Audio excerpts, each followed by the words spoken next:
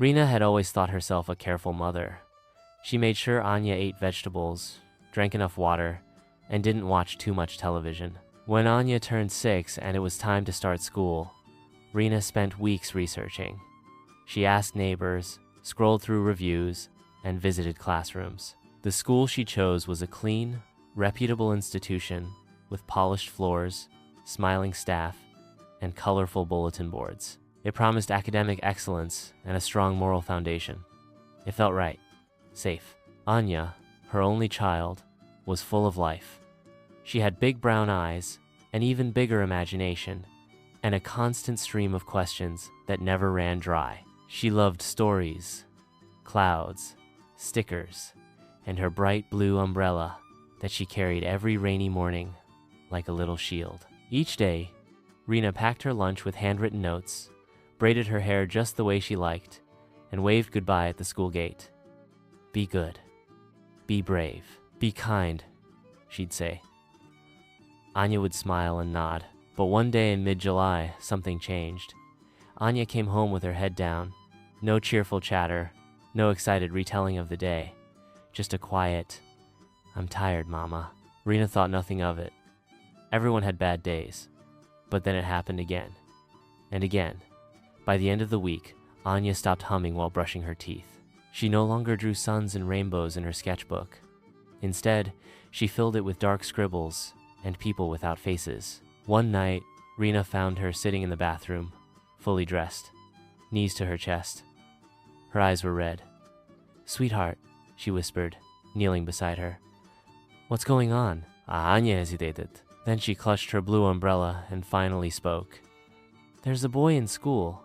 He follows me at lunch. He pulls my bag and laughs at me. He says things I don't understand, but they feel mean."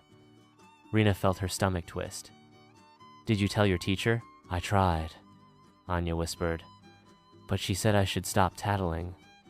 She said maybe I was being too sensitive." "And today?"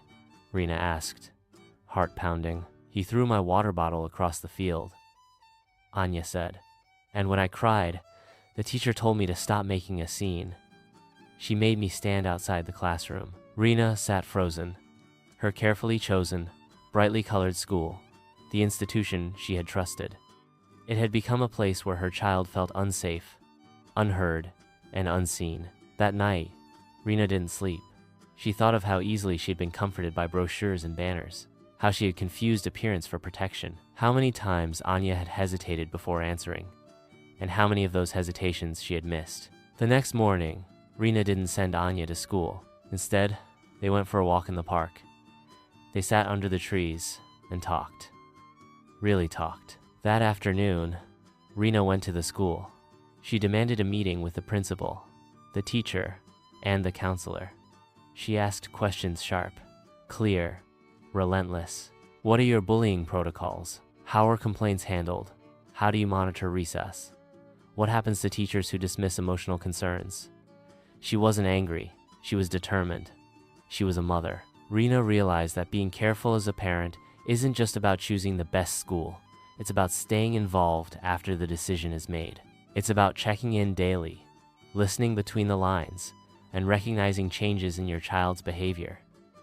It's about being your child's loudest advocate when they feel voiceless. Anya didn't return to that school. Rena found another one that not only talked about kindness but practiced it. She spoke to the new teachers, asked how they handled conflict, and ensured there was a counselor Anya could turn to. She also started speaking at parent groups and community meetings, reminding others that a good education starts with a safe environment. Now, when it rains and Anya walks out with her blue umbrella, Rena watches her with both pride and a quiet vigilance.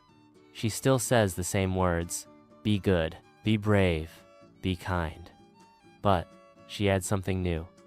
And if something doesn't feel right, you tell me. Always. Because love doesn't stop at the school gate. It walks in with your child. And sometimes, it needs to be loud enough to echo in every hallway they enter.